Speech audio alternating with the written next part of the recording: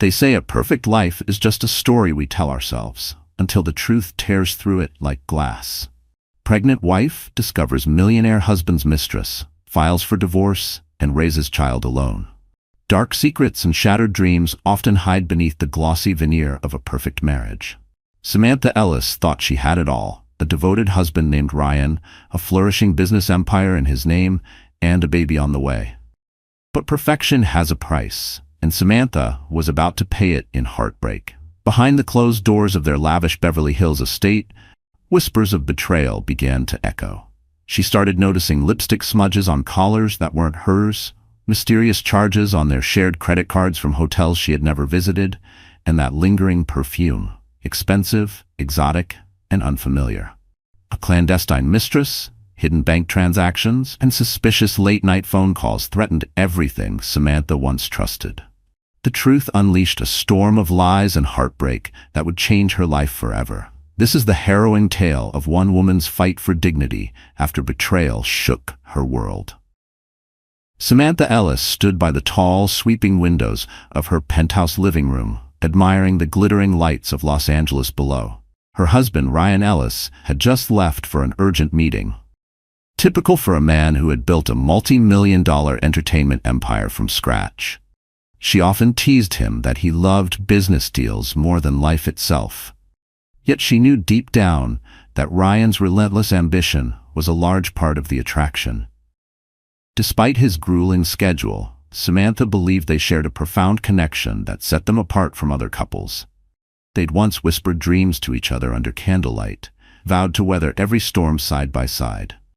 Their wedding had been the talk of the city.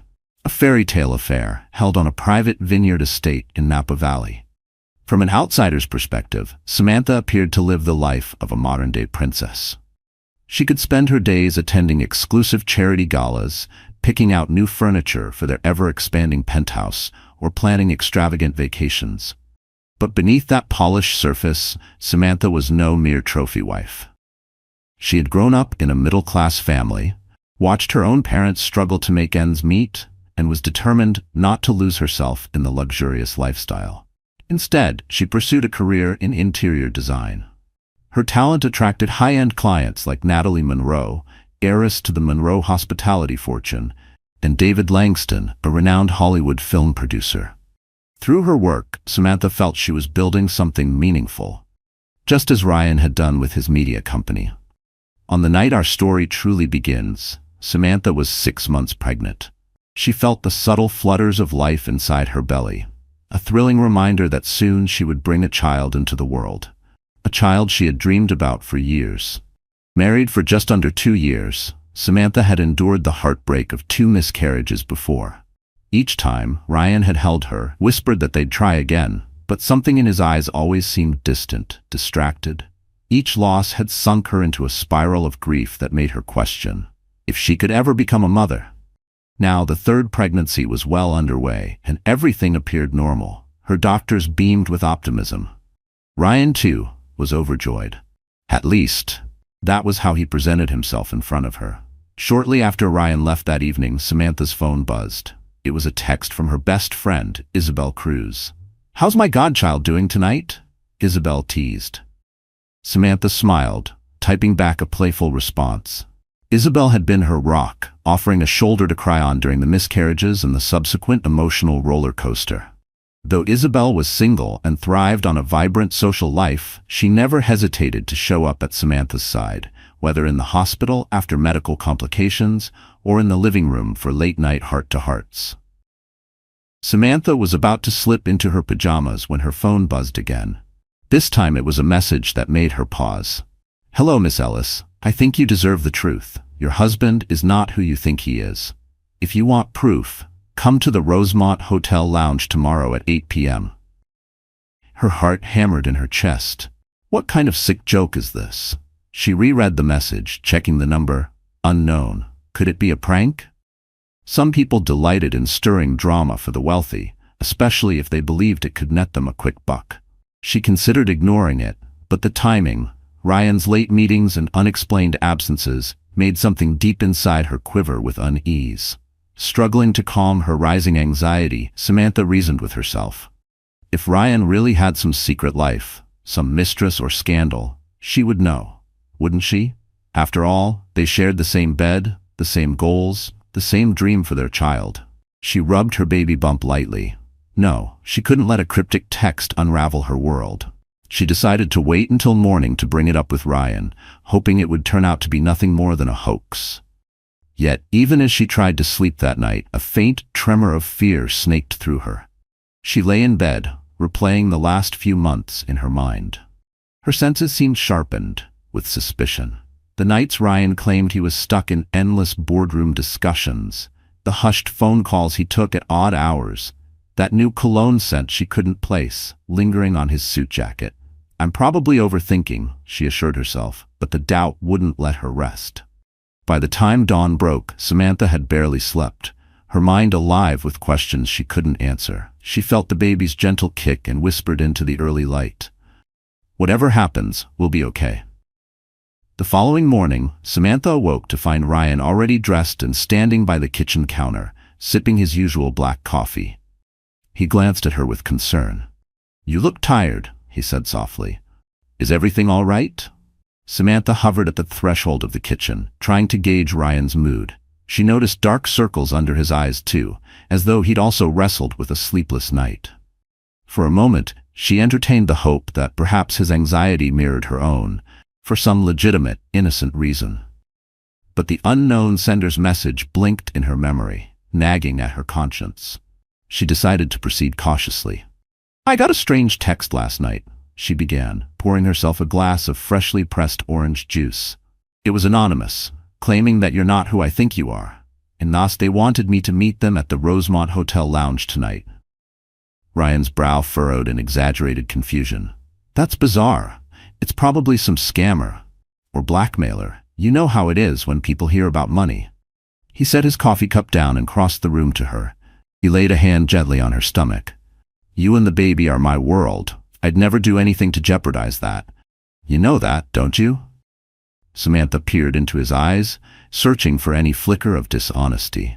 His gaze held steady, exuding only what appeared to be genuine concern. She let herself exhale. "Yes, I do. Maybe I'm letting pregnancy hormones get the best of me." Ryan pulled her into a tender embrace. "Don't stress over it," he murmured. "Ignore those messages. If they keep coming, we'll involve the authorities." Samantha nodded, comforted by his reassurance, though a small seed of doubt remained. She made a mental note to check his phone bills, or see if there was anything else unusual. Then again, what if doing so turned out to be a major violation of trust? She hated the feeling that suspicion was corrupting her marriage. Had they truly reached the point where she would snoop through his personal records?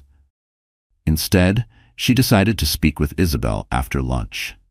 Isabel worked as an event planner for some of LA's most elite social gatherings. She had a knack for digging up inside information. Discreetly, of course. If anyone could help Samantha figure out whether the text was real or a scam, it would be Isabel. That afternoon, Samantha arrived at Isabel's office in West Hollywood, brushing off the doorman's polite greeting. She found her friend perched behind a massive oak desk, littered with swatches of silk invitations and schedules. Isabel's eyes lit up when she saw Samantha, but her smile faded quickly at the worry etched on Samantha's face. "What's going on?"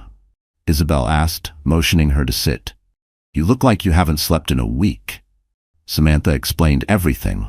The anonymous text, her conversation with Ryan, her lingering doubts. Isabel listened intently, tapping a manicured fingernail on her desk as she formulated her thoughts. "Look," Isabel began cautiously, "it might be a prank, but I have my ear to the ground at a lot of social events. Let me check with a few of my contacts, see if there have been any rumors about Ryan. Sometimes people like to spread malicious gossip, especially if they're jealous or think they can exploit a story for cash." Her tone was light, but Samantha could see the tension behind her eyes. Isabel was worried. Samantha took a steadying breath. "That's all I ask," she said. "Just a bit of clarity before I lose my mind with speculation." Over the next few hours, Isabel made discreet phone calls, texting some of her closest colleagues and digging through various social media channels. She even cross-referenced photos from high society galas, verifying Ryan's presence and potential companions. At one point, she paused longer than usual on a photo before shaking her head. "No, that can't be," she murmured, then quickly moved on. Samantha noticed but didn't press. Not yet. Nothing raised a red flag, at least not yet. As evening approached, Samantha felt both relieved and frustrated. If there was no evidence of wrongdoing, maybe that meant the text was just a hoax.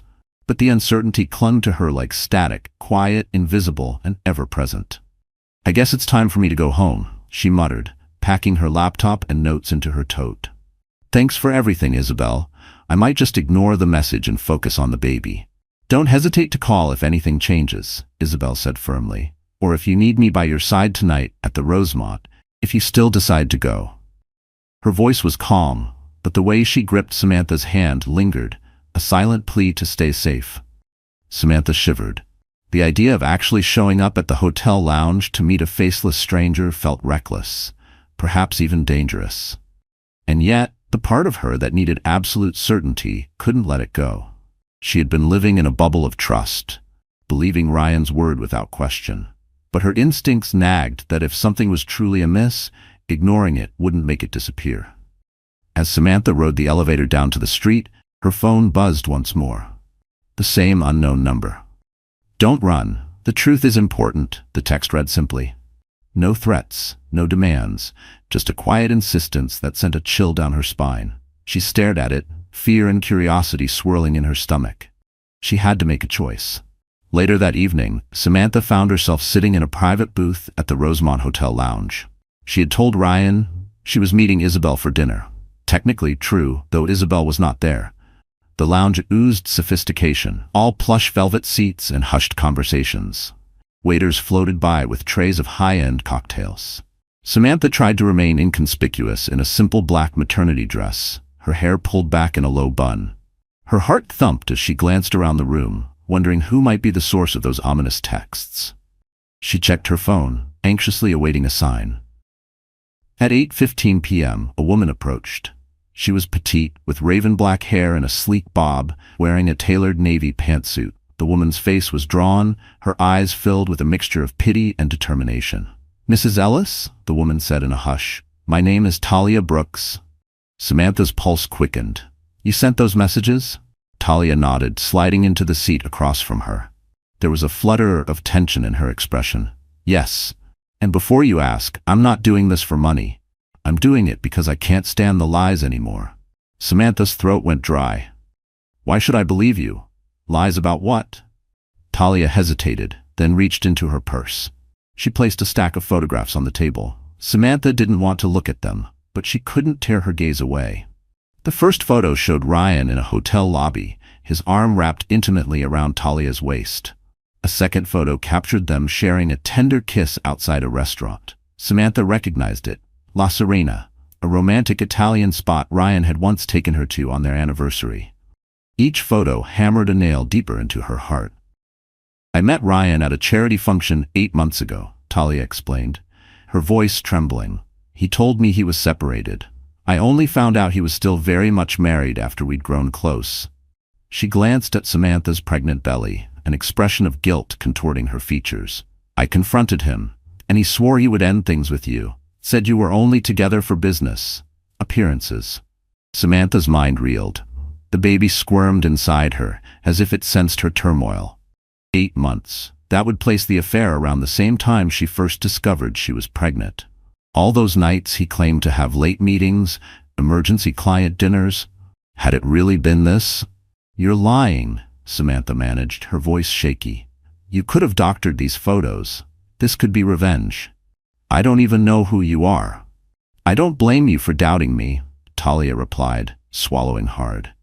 Her hands trembled slightly as she reached into her purse, eyes darting nervously toward the entrance. "But I have text messages, phone records, and emails. I tried breaking it off months ago, but Ryan is persistent. He's manipulative. He told me he loved me, and I was stupid enough to believe him."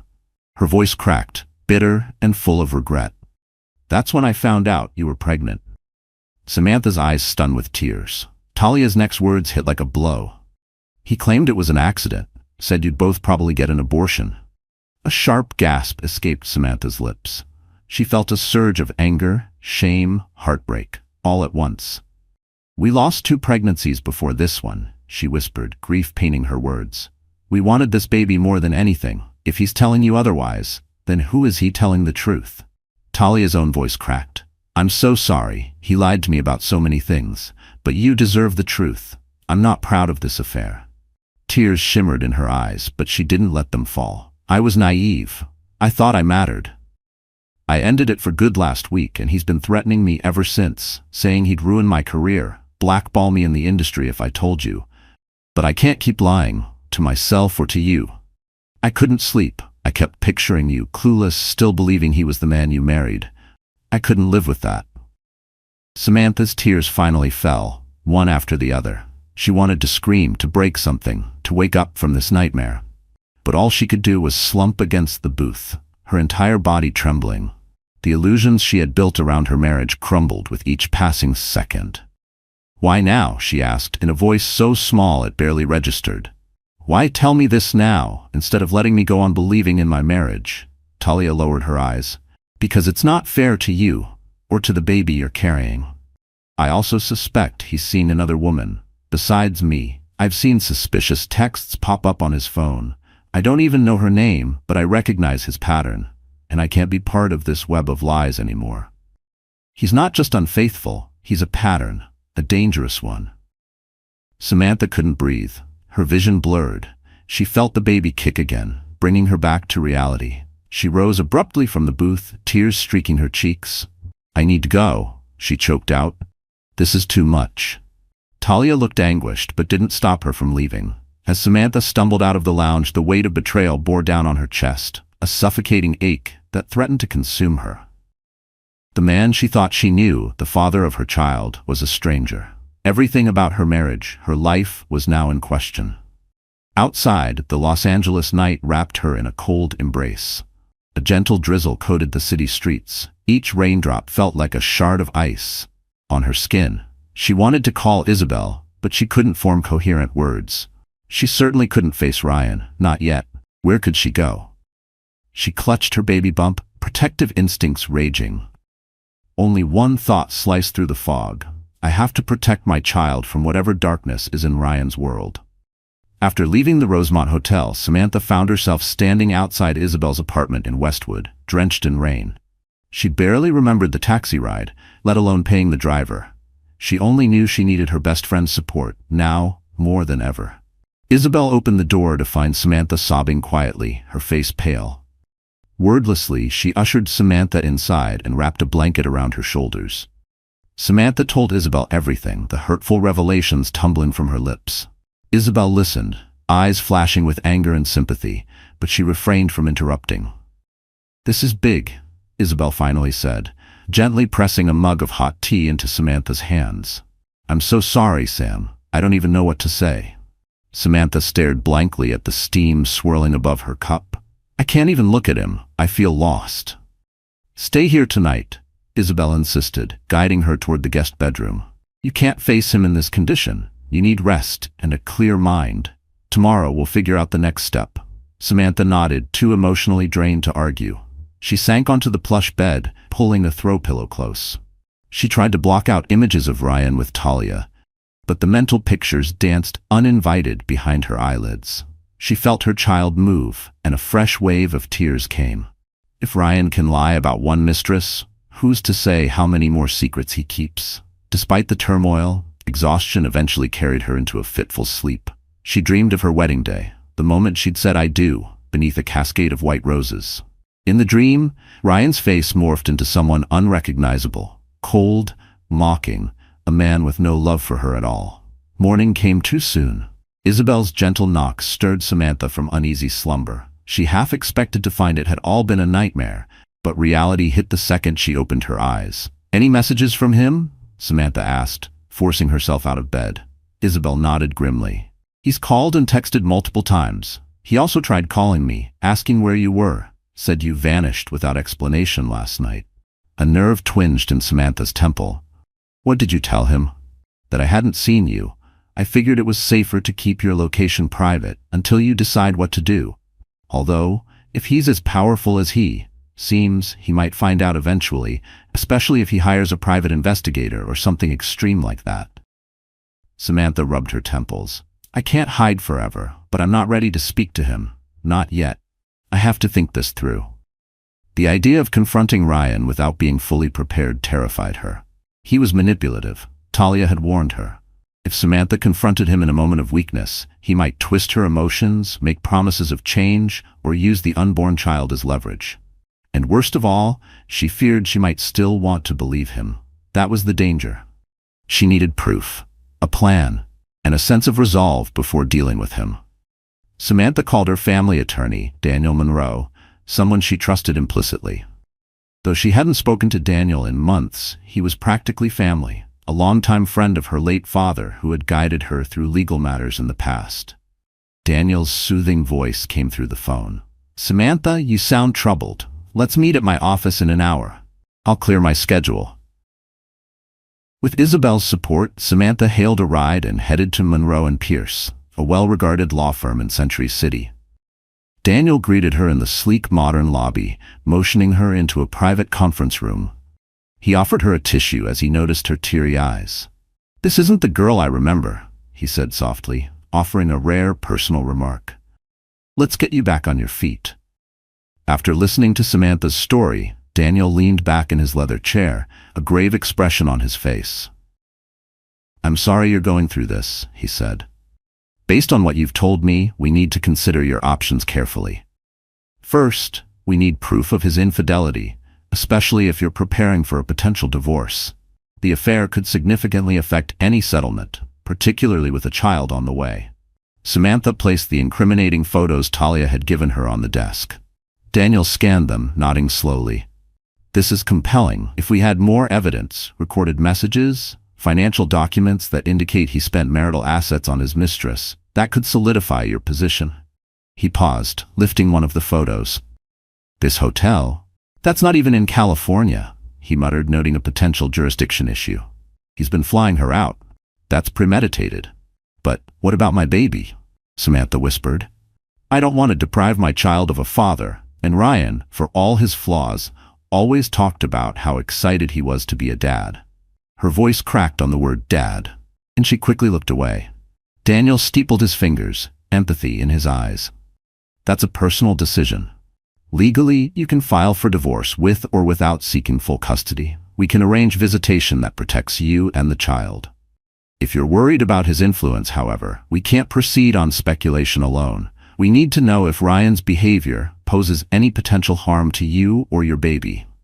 Samantha swallowed. The idea of splitting up her family felt like an amputation, painful and irreversible. But she also couldn't fathom staying in a marriage built on deceit. How do we get more proof? She asked. Daniel glanced at Isabel, then back at Samantha. You might hire a private investigator, or we can consult a forensic accountant to check for suspicious transactions. If Ryan's funneling money to a mistress or multiple mistresses, it should leave a paper trail. Tears burned at the corners of Samantha's eyes. She never imagined her life would lead here, investigating her husband's transgressions like a detective. But she also recognized a fierce maternal instinct rising within her. She had to protect herself and her unborn child, no matter the cost. Isabel squeezed Samantha's hand. We'll do whatever it takes, she said softly. Daniel slid a discreet business card across the table. This is from Morgan Hayes, a reputable private investigator. She's worked miracles for some of my other clients. If you want to go that route, I can make the introduction.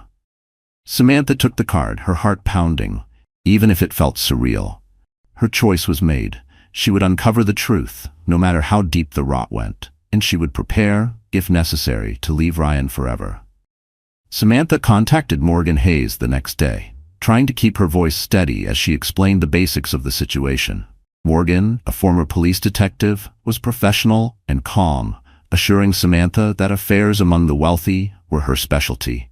Discretion is key, Morgan promised. I'll be in touch if I find anything. Time seemed to slow to a crawl over the following week. Samantha ignored Ryan's calls, texts, and frantic voicemails. She felt guilty for not letting him know she was safe, but fear of his emotional manipulation kept her silent. She moved in with Isabel temporarily, feeling like a fugitive in her own life. Her phone buzzed constantly with messages from Ryan. "Where are you? Why are you doing this to me? Don't hurt our baby." She recognized the irony in that last plea. He was the one who had inflicted emotional wounds. Nonetheless, her heart ached.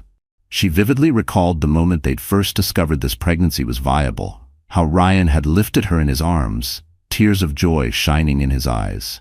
Had it all been a lie? The waiting game was agony. Each day, Morgan called with small updates. She confirmed that Ryan had spent a suspicious amount of money over the past 6 months on lavish hotel suites, expensive jewelry, and even a rented apartment in the Westwood Hills area. Morgan also unearthed phone records linking him to multiple women, including Talia Brooks, whose number popped up in his call logs almost daily. Even more disturbing was evidence of a second mistress, identified as Michelle Palmer, a young model from Los Angeles. Ryan had flown her out several times under the guise of business conferences.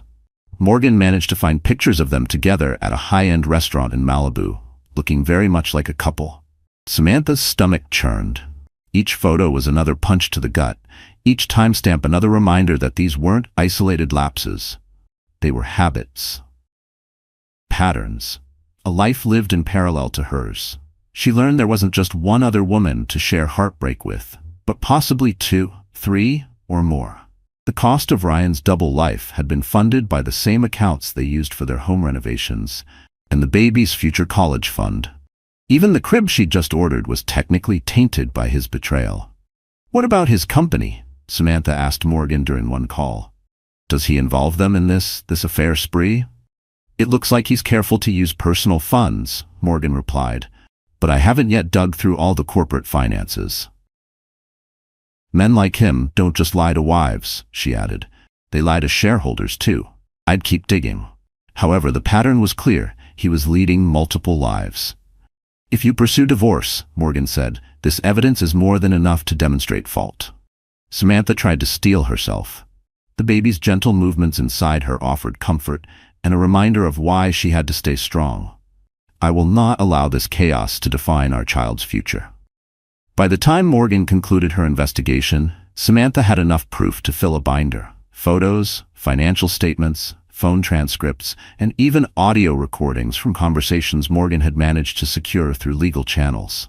At night, she would open it in secret, touching the pages, reminding herself that she wasn't imagining any of it, that she hadn't overreacted.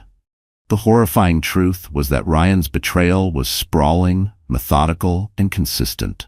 Samantha met with Daniel again, binder in hand, her face set in grim determination. Daniel skimmed through the material, letting out a low whistle. "This is conclusive. He's not just a philanderer. He's funneling tens of thousands of dollars into maintaining these affairs. How do you want to proceed?" Her voice quivered, but her gaze was resolute. "I want a divorce." Daniel gave a sympathetic nod. "I'll file the paperwork immediately. We'll aim for favorable terms for you and the child. Support, spousal assistance, and a fair share of the marital estate. But be prepared. Men like Ryan don't surrender easily." "He may fight dirty," Daniel warned. "He'll paint himself as the victim, but we're ready." Before leaving Daniel's office, Samantha paused by the window, gazing at the bustling LA skyline below. She remembered coming into this building as a child to meet her father, who had once practiced law here before he passed away. Back then, she had believed wholeheartedly in the promise of happily ever after.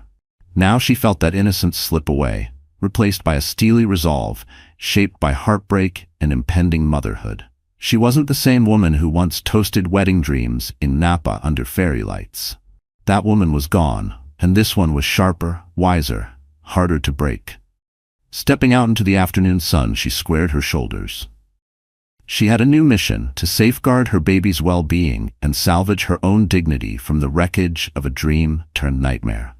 And no matter how the legal battle played out, she vowed never to allow Ryan's deceit to define her sense of worth. Armed with legal counsel and the evidence from Morgan, Samantha finally agreed to meet Ryan in a neutral setting, a law firm's conference room, where Daniel could moderate. The tension was palpable from the moment. Ryan walked in. Samantha noticed he'd lost weight, dark circles haunting his eyes, but pity was a luxury she could no longer afford. He tried to approach her with open arms. "Samantha, thank God, I've been worried sick. She took a step back, ignoring the pang in her chest at the sight of him. Sit down, Ryan. We need to talk business now. Daniel cleared his throat and gestured for both of them to take seats at the long mahogany table. Ryan frowned. Why is he here? Samantha swallowed. Because I've filed for divorce. The color drained from Ryan's face. He looked at her, then at the folder in front of Daniel. Divorce? You're serious? We can work through this. You've been under so much stress with the pregnancy. Maybe that woman Talia lied to you or threatened you. Let's talk privately. Samantha's gaze flickered to Daniel, who gave a subtle nod of support. She opened the binder, revealing the damning evidence. I know everything. Talia Brooks, Michelle Palmer, the countless nights in luxury hotels, the secret Westwood Hills apartment. Don't insult me by denying it. Ryan's jaw clenched. His eyes darted to Daniel, who sat calmly, hands folded. Samantha, you have to understand, this was never about you. I love you. I always have. It's complicated. Samantha bristled. Don't you dare reduce your blatant cheating to it's complicated. You told Talia I was just a business arrangement, that my pregnancy was an accident. Her voice broke. Do you even realize how many nights I cried myself to sleep after our miscarriages? How I prayed for this baby? Ryan's composure cracked. He looked genuinely distressed, though whether it was remorse or fear of losing everything, Samantha couldn't tell. He stuttered an apology, his voice trembling. I never meant to hurt you. I was just trying to fill a void. The pressure from the company, from our social circle, it all got to me. Daniel cleared his throat. Ryan, I have the divorce papers here. Samantha is open to mediation if you cooperate on custody, child support, and a settlement that reflects her share of the marital estate. Otherwise, we'll take this to court. Ryan visibly bristled. You think I'm just going to give up half my wealth because of a few mistakes? Do you have any idea how hard I worked for everything I have? Samantha never contributed a dime to my company's founding. Samantha flinched. She remembered the early days, how she supported him emotionally and helped design his first office space, without charging a cent. She'd poured her heart into making their home a sanctuary. She'd planned networking events, used her design skills to impress potential investors, and he calls it nothing. She forced herself to remain calm. I might not have coded the software or sat in the boardrooms, but I was there, Ryan. I sacrificed my own career aspirations to help you succeed.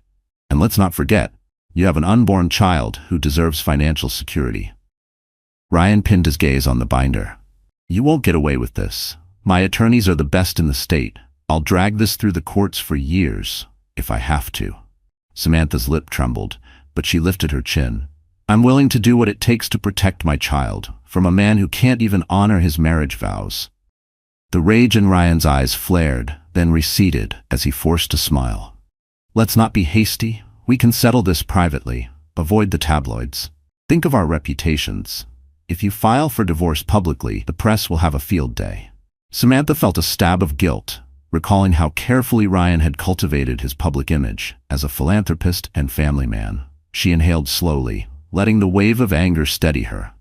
My priority is the health and future of our baby. You should have thought of your reputation before leading multiple double lives. Now the choice is yours. Cooperate amicably, or we go to court. Daniel stood, sliding the divorce papers across the table. Take some time to review these with your lawyer, Ryan, but do so quickly. We won't wait forever. Ryan's hands shook as he lifted the folder. For a moment, Samantha wondered if she would see regret, sorrow, or any genuine remorse behind his anger. But he only offered a quiet nod, his eyes distant, when he left the room. Samantha remained seated, staring after him. She felt a swirl of conflicting emotions, heartbreak over losing the man she once adored, fury at his betrayal, and a strange sense of relief that she was no longer trapped in his illusions. Daniel gently placed a hand on her shoulder. You did well, Samantha, he said softly. Focus on your health and the baby. Now let me handle the rest. She exhaled, a weight lifting from her chest. Though the war was far from over, she had taken the first crucial step, reclaiming her life from Ryan's lies. News of Samantha's filing for divorce swept through their social circles like wildfire. Though the official documents were sealed, whispers slipped out. Former colleagues of Ryan began to speculate about his alleged affairs, while some of Samantha's design clients discreetly asked if she was all right. Isabel fielded countless calls, offering no comment to any prying acquaintances. During this tumultuous period, Samantha leaned heavily on her friend Charlotte Remington, one of her long-standing interior design clients, who had become like an older sister. Charlotte had navigated her own messy divorce years ago and remembered how the tabloids had dissected her personal life. She offered Samantha the use of her family's estate in Montecito as a peaceful getaway from Los Angeles's relentless buzz. With her baby due in a matter of weeks, Samantha decided a retreat to the quiet seaside town might be just what she needed. She packed her essentials, maternity clothes, prenatal vitamins, and her sketchbook. Despite the upheaval, she found solace in designing nursery ideas and brainstorming color palettes. Creating beauty, even on paper, was a reminder that life could still hold wonder and promise. The evening before Samantha planned to leave, Ryan appeared at Isabel's apartment unexpectedly. Isabel had gone out to grab dinner, leaving Samantha alone, flipping through her phone in the dimly lit living room. The doorbell's sudden ring made her heart pound. She opened the door to find Ryan standing there, looking disheveled. His shirt was wrinkled, his hair slightly unkempt, like he hadn't slept in days, but the glint in his eyes was unsettling, more desperation than remorse. A wave of conflicting emotions surged within her. This is not the place for drama, she thought, one hand protectively over her belly. Ryan, she greeted tersely. What are you doing here? He stepped forward, eyes bloodshot. I had to see you. You won't take my calls. My lawyer says you want a divorce, but we need to talk. Alone. His voice cracked, but there was an edge to it, as if her silence wounded his pride more than his heart. Samantha didn't move from the doorway. I have nothing left to say, she replied, voice taut. I made my position clear during our meeting. He exhaled sharply. I'm sorry. I messed up, I know that, but I need another chance for the baby's sake. I swear I'll make this right. I'll end all the affairs, I'll cut off everyone else. I just need you to believe in me again. He took a step closer, but Samantha didn't flinch, she stiffened. Samantha's mind reeled. She felt a twinge of the old longing for the husband she thought she knew, but then memories of the incriminating photos, the phone records, and the heartbreak smoldered in her chest. How many second chances do you think you deserve? She asked. You manipulated me, lied to me, to us. Ryan reached for her hand, but she pulled away. Our baby doesn't need a father who can't keep his vows, and I don't need a man who begs for forgiveness only when he's cornered. Her voice was cold steel now, and for the first time she saw something flicker in his eyes. Not guilt, but insult. Frustration flashed across his face. You're making a mistake. Raising a child on your own is going to be hard, Samantha. I want to be there for our son. Or daughter. The words stung. Samantha knew single motherhood would be challenging, but the alternative, living in a constant state of distrust and emotional turmoil, felt worse. You'll have visitation rights, she said evenly. But as far as I'm concerned, this marriage is over. He attempted to argue further, but the door behind Samantha suddenly opened. Isabel walked in, carrying takeout bags. Her eyes immediately narrowed at the sight of Ryan. Is everything okay here? Isabel asked, stepping protectively beside Samantha. Ryan's gaze flickered between them, his frustration mounting. This has nothing to do with you. Stay out of it. Isabel raised an eyebrow. Samantha's safety and well-being have everything to do with me. You should leave before I call the police. Snarling in defeat, Ryan cast one last forlorn look at Samantha. Fine, but don't expect me to roll over in the divorce. If you want war, you'll get it. Her heart hammered even after he stormed away. Isabel set the food on the counter and wrapped Samantha in a reassuring hug. Don't let him rattle you, she whispered. You're doing the right thing. Samantha clung to her friend, tears threatening. She drew in a shaky breath, steeling herself. She would not let Ryan's intimidation deter her. She grabbed her half-packed suitcase, deciding to leave for Montecito first thing in the morning. Far from the city and Ryan's grasp, she hoped to find the peace she desperately needed. Samantha arrived at the Remington estate in Montecito, enveloped by a world so serene it felt like stepping onto another planet. A gentle breeze carried the scent of salt water and dune grass. White roses bloomed along a winding path that led up to the grand old-world mansion. Charlotte Remington was there to greet her at the door, arms open. "You poor thing," Charlotte said softly, helping Samantha carry her bags inside. "I've set up one of the guest rooms on the second floor for you. Take all the time you need." Gratitude warmed Samantha's chest. She craved this oasis of quiet. The stress of the last few weeks had taken a toll, and her pregnancy symptoms, backaches, swollen feet, and fatigue, were more prominent than ever. She knew, however, that the baby was healthy. Her doctors had confirmed it at her last visit. That's all that matters, she reminded herself. Over the next few days, Samantha settled into a gentle routine. She took morning walks along the beach, letting the rhythm of the waves soothe her racing thoughts. She prepared simple meals in the mansion's sunlit kitchen, trying to focus on nurturing herself and the life growing inside her. Every so often, she'd open her laptop and sketch out new designs, anything to keep her creativity flowing. Charlotte, who spent most weekdays in Los Angeles for business, visited on weekends. She brought comforting stories, fresh groceries, and updates from the social rumor mill. "Some folks are buzzing about your split with Ryan," she admitted one Saturday morning over coffee. "But I've done my best to shut down the gossip. You have enough on your plate without meddling tongues." Samantha mustered a grateful smile. She admired Charlotte's fiercely loyal spirit. "Thank you. I never wanted my personal life to become a spectacle. That's one reason I'm here."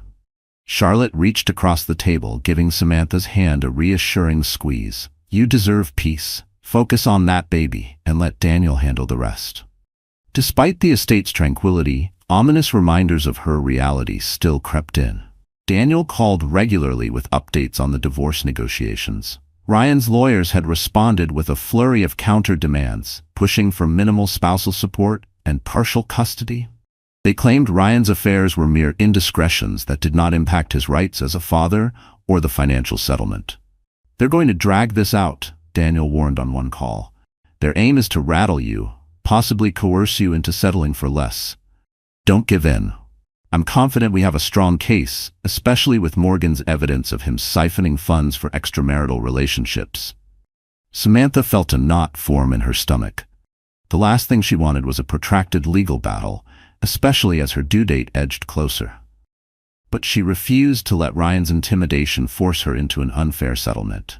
She had sacrificed too much already.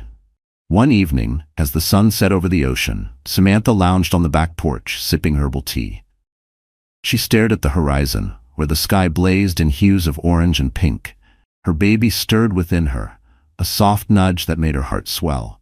In that moment, she whispered to her child, "I promise to give you a life filled with love, honesty, and security. I won't let him hurt us again." Shortly after, she felt a faint cramp in her abdomen. Startled, she took a deep breath. The pregnancy books had mentioned Braxton Hicks contractions. Practice contractions that could occur in the later stages of pregnancy. She prayed it was just that. But the cramp returned, stronger this time. Samantha's heartbeat quickened.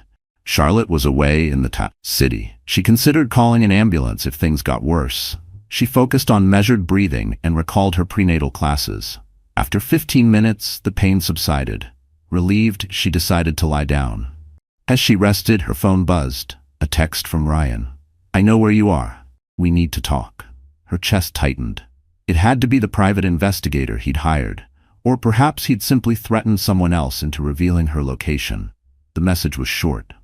No greeting, no apology, just cold certainty. Anxiety flared. She realized her sanctuary might not remain hidden for long. Clutching her belly, she forced herself to remain calm. She was done running. If Ryan wanted a confrontation, she'd face him, but on her terms. But a new fear nestled in her chest. What if he didn't come to talk? What if he came to control? To take? Early the next morning, Samantha's eyes snapped open to a sharp pain radiating across her abdomen. This time, it was unmistakable. A contraction. She glanced at the bedside clock. 4:35 a.m. Another wave of pain hit, and her breath came in short gasps. Panic coiled in her gut. Her due date was still 3 weeks away, but babies had their own schedules. Wincing, she reached for her phone on the nightstand and dialed Charlotte's number. No answer. She left a shaky voicemail.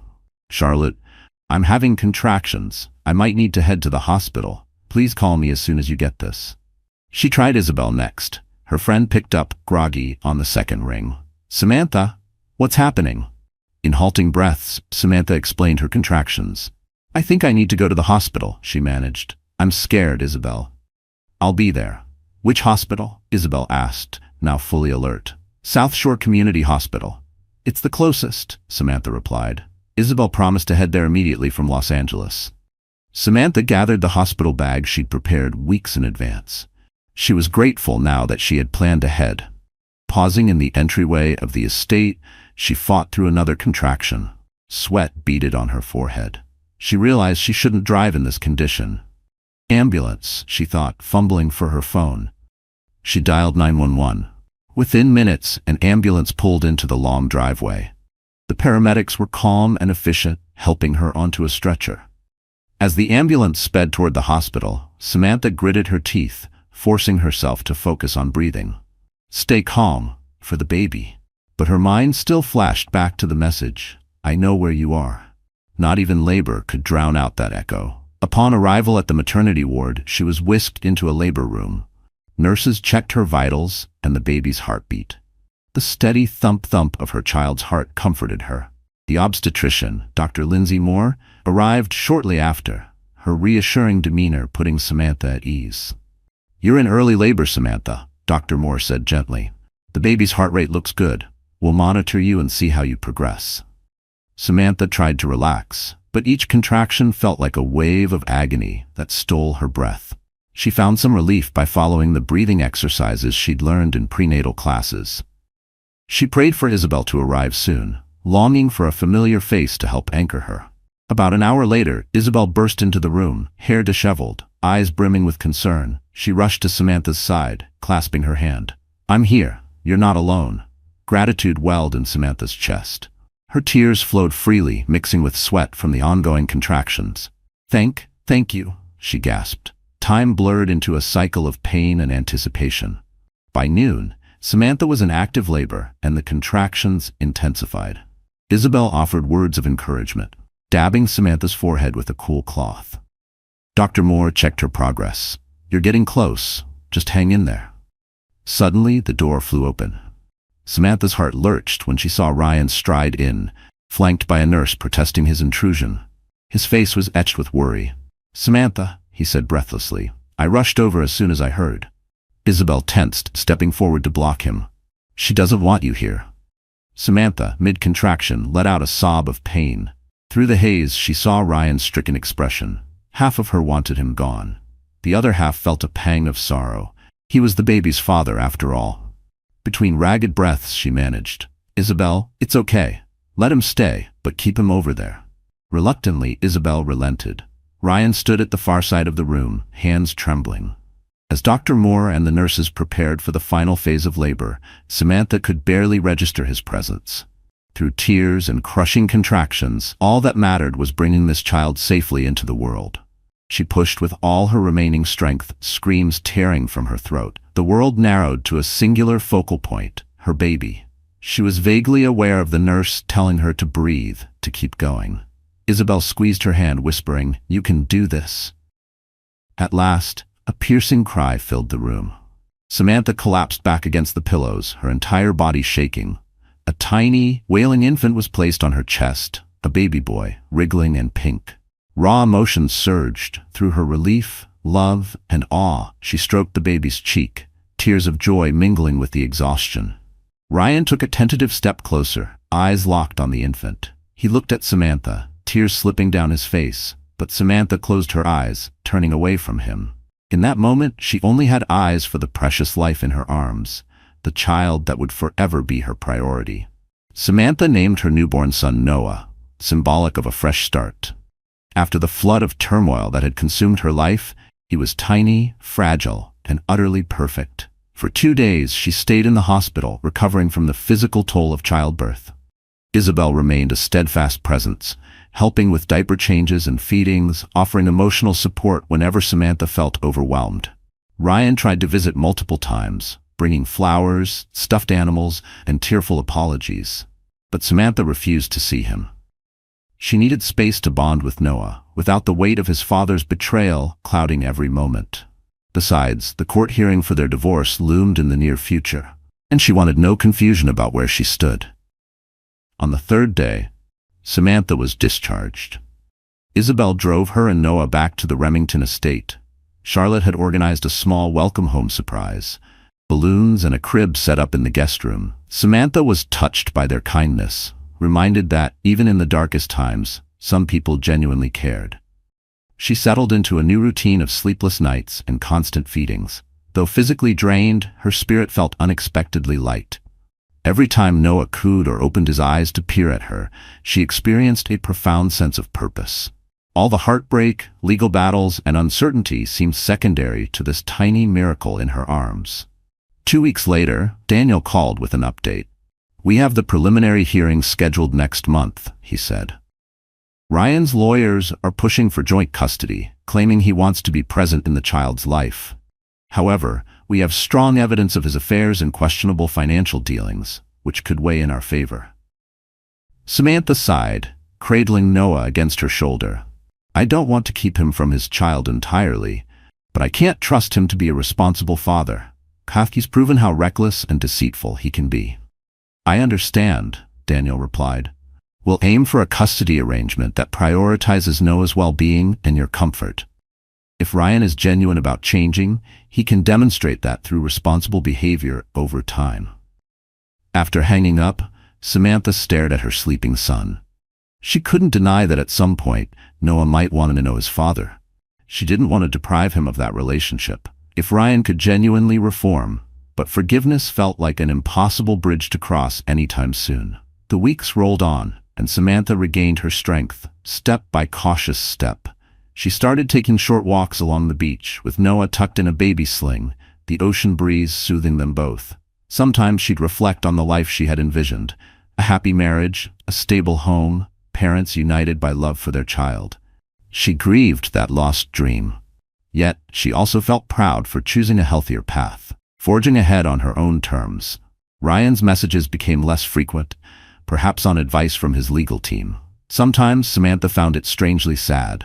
She wondered if a part of him truly regretted everything, or if his attempts to reconcile were merely about preserving his public image. Other times she feared his silence was strategic, quiet before a legal storm. Regardless, she remained resolute. It was too late for them to be a family under one roof. Their marriage was beyond repair. In due time, the day of the preliminary hearing arrived. Samantha dressed conservatively, a simple black dress that she wore more to appear serious in court than fashionable. Isabel agreed to babysit Noah, staying back at the Remington estate. With Daniel by her side, Samantha walked into the courthouse, her heart pounding, but her resolve unwavering. Ryan was already there, flanked by 2 high-profile attorneys. He wore a crisp suit and a rehearsed expression, cool, calculated, like nothing was ever broken. She avoided meeting his gaze, instead focusing on Daniel's calm voice, prepping her for the questions ahead. The hearing was intense, each side presenting their arguments about custody and support. Ryan's lawyers tried to paint Samantha as emotionally unstable from postpartum stress, but Daniel swiftly countered with evidence of Ryan's extramarital activities, financial manipulations, and the emotional duress she had endured. Then came the twist. Ryan's team introduced a fabricated email, supposedly written by Samantha, expressing regret and blaming hormones for her reaction. Her hands shook as she stared at the printout. Daniel was quick to object, presenting expert analysis proving the metadata had been altered. The judge allowed the hearing to continue, but issued a warning: any future false submissions would result in sanctions. Samantha inhaled shakily, the reality sinking in. Ryan wouldn't fight fair. Midway through, the judge intervened, suggesting that, for the sake of the child, a temporary arrangement be established while divorce proceedings continued. Samantha found herself agreeing to limited, supervised visits for Ryan. Part of her believed Noah had the right to meet his father in a safe environment, but the conditions were strict: no overnights, no unsupervised access, and weekly reporting to the court. Leaving the courtroom, Samantha felt as though she had run a marathon. Ryan attempted to approach her one last time, but Daniel blocked him. Samantha gave him a pointed look. "If you really want to be a father, prove it by respecting boundaries and being honest." Something in Ryan's eyes flickered, remorse or maybe defeat. But just before he turned, she caught a glimpse of something else too. Resentment. A storm quietly brewing. He turned away without a word. Weeks merged into months. Samantha dove into motherhood with all her heart. Though exhaustion was a constant companion, she also resumed work as an interior designer on a flexible schedule, seeking to regain her independence, slowly. She discovered an unexpected strength. She could be both a loving mother and a determined career woman, on her own. On a breezy fall afternoon, the final divorce papers were signed. Daniel handed her the official decree, offering a gentle smile. "You're free, Samantha. Your settlement is fair and will help support you and Noah. You've done it." Samantha clutched the documents, tears clouding her vision. Not just tears of grief, but of release, of knowing she had faced every fear and made it through. She felt grief for what could have been, but also an overwhelming relief and a deep sense of liberation. Holding Noah close, she stood on the threshold of the courthouse, the autumn leaves swirling in the wind. Her child cooed, and she kissed his forehead. They had survived the storm. "We will build a beautiful life together, just the two of us," Samantha whispered, a silent promise, "and I will never again settle for a love that isn't true." A single spark of deception can burn a marriage to the ground, but Samantha's journey proves that beyond the ashes, a stronger self can rise. She hadn't just walked away. She'd rebuilt herself from the rubble. Piece by resilient piece. She stepped away from Ryan's tangled web of betrayal and charted a new path, one that put her and baby Noah's well-being first. Even when faced with legal battles, societal gossip, and emotional turmoil, she found unexpected strength in friendship, motherhood, and her own resilience. She turned scars into armor and heartbreak into clarity. Nothing about divorce and single parenthood is easy, yet every hard-earned victory molded Samantha into a force of unstoppable determination. Now, with fresh hope and renewed purpose, Samantha stands as a testament that love, especially the love a mother has for her child, can triumph over any darkness. Her story doesn't end with survival, it begins with reinvention. Dear friend, if Samantha's journey stirred something in you, know this. The strength she found wasn't extraordinary. It was already within her, waiting to be claimed. Life often strips us bare, and like the Stoics believed, it's in those stripped-down moments that we discover what truly matters. We can't control what others do to us, but we can choose how we respond. Samantha didn't just survive betrayal, she transformed it into the foundation of a new, braver life. Her story is proof that rock bottom can be the bedrock for rebirth. You are stronger than the storm you're facing. If this story moved you, please give it a like, share it with someone who might need it, and subscribe to our channel for more powerful, real-life journeys like this one. Your support means everything.